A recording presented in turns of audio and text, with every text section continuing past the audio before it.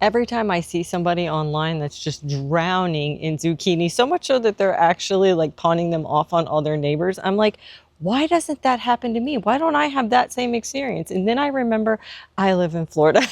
So let's talk about a zucchini that actually works down here. I'm going to talk about 4 today, but there is one that I have learned now this season is the number one. So you're gonna have to stay to the end to get that one. But let's start with number 4. It's gonna start with Tromboncino squash. It's also called Zucchini rampicante. I'll put the name right here. You guys know I can't pronounce anything. But this one is very unique because it is very prolific.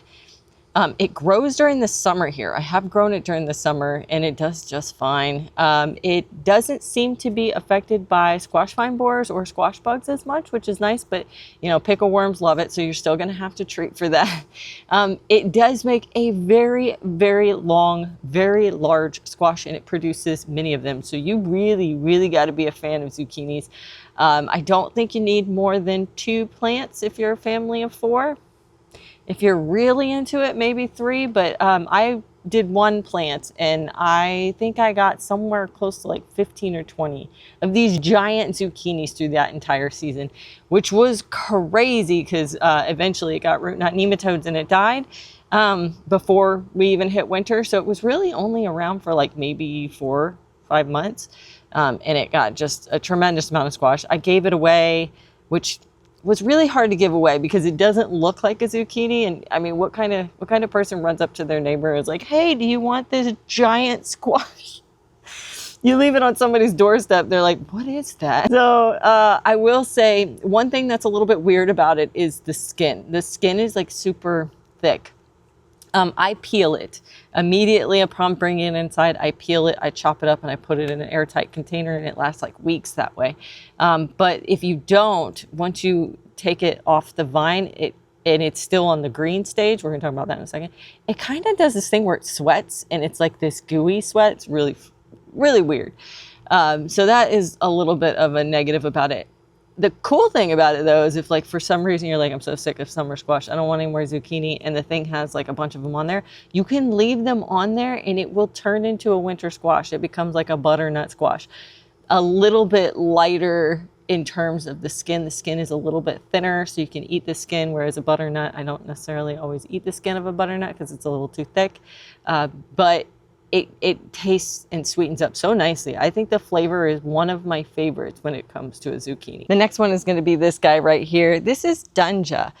So where Tromboncino was a heirloom, open pollinated, you can save the seeds. Dunja is a hybrid, not to be confused with GMO, not the same thing, but it is a hybrid, and it's meant for heat tolerance, disease resistance. It just powerhouse in terms of being able to withstand some of our weather.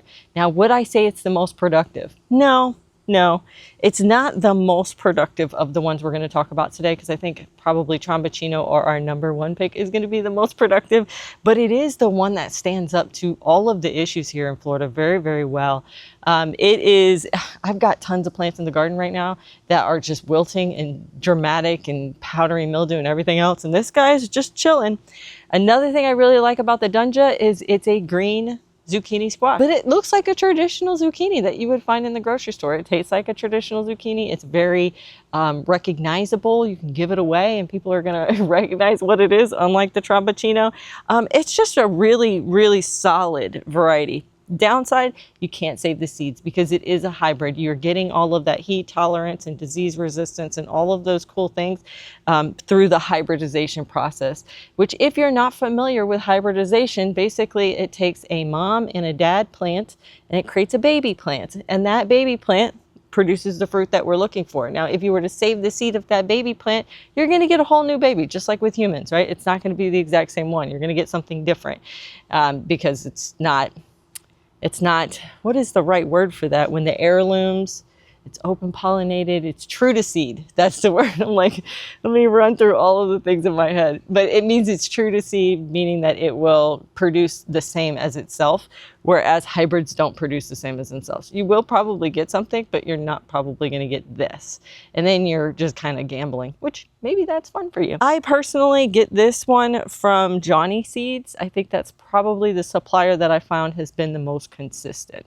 And this plant has done really well. It gets very big. I mean, this is an 8 by 4 foot bed and it's taking up more than half of it. It's a huge plant, but one of my favorites, if you're looking for just traditional run-of-the-mill, I want a zucchini.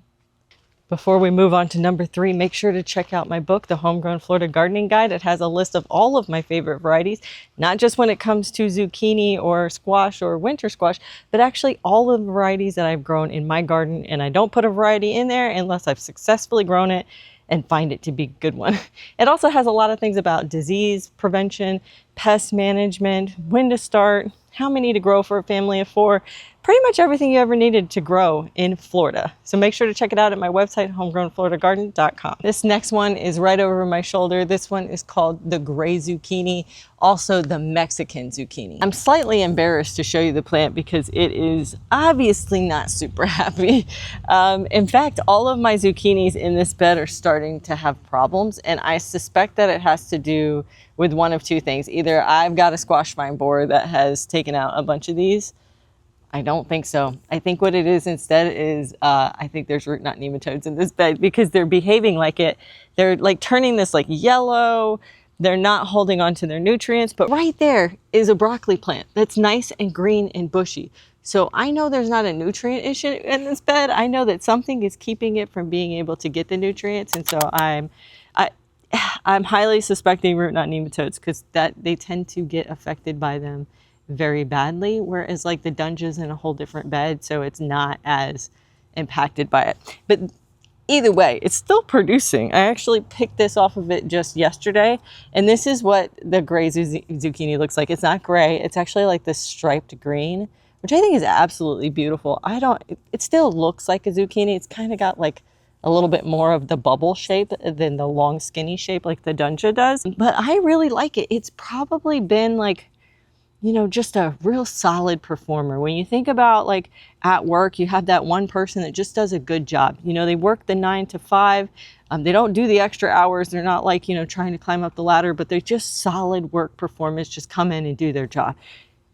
That's what the gray zucchini reminds me of. This is your solid performer that just does the job. And it really does produce a good amount. It doesn't overwhelm you. Like it produces like 1 or 2 and then it takes a little break and then it produces 1 or 2. And I feel like it does really, really well. It is an heirloom variety, so you can save the seed, which is always a nice thing about these.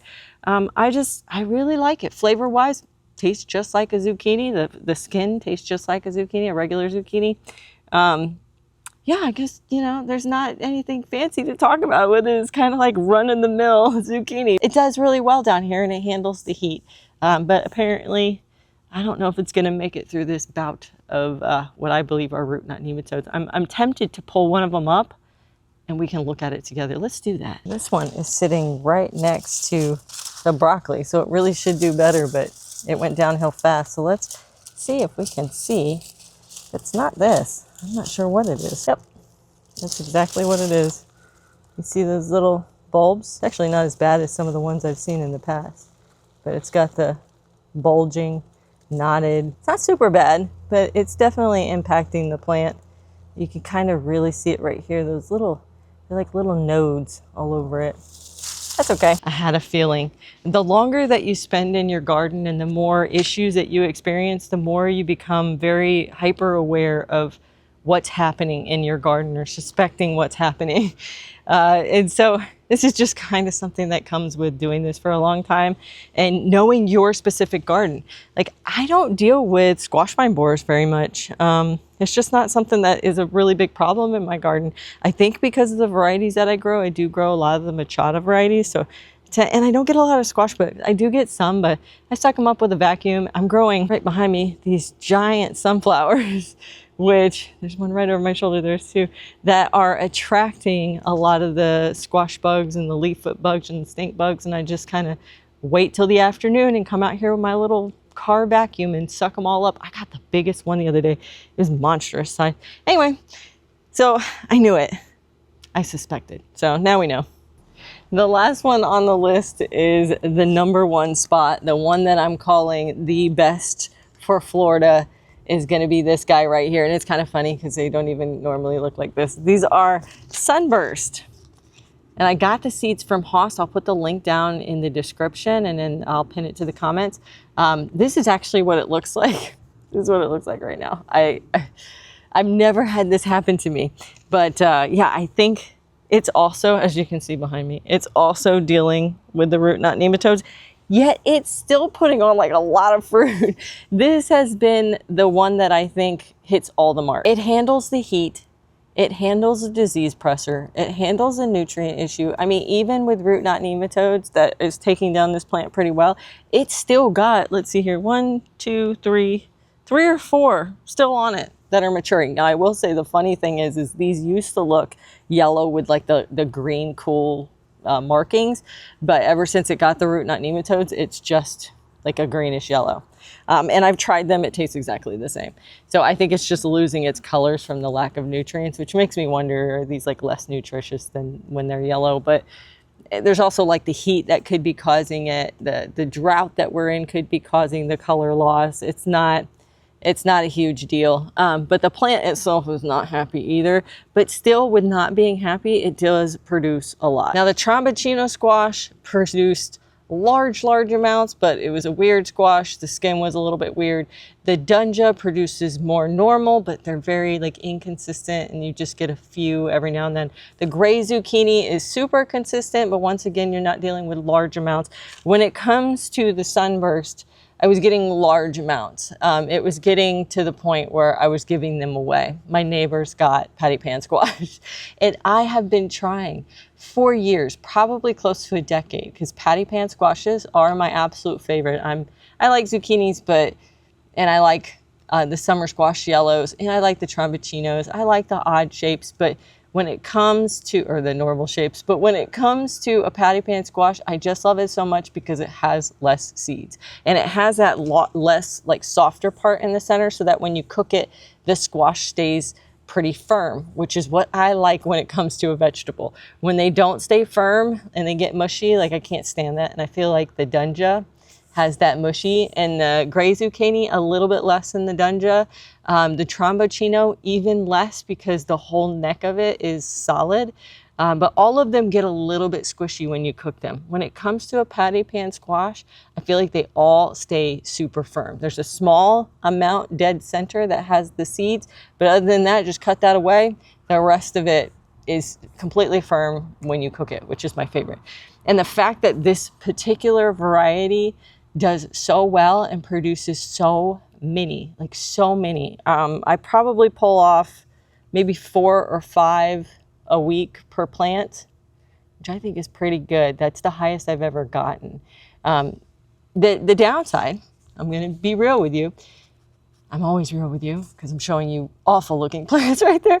It is a hybrid. So once again, when we get into these that either have high disease tolerance, high heat tolerance, huge yields, you're almost always talking about hybrids because they're just genetically designed for that. Once again, not a GMO, but a hybrid where if we were to save the seeds from these guys, we would get something totally different when we plant it.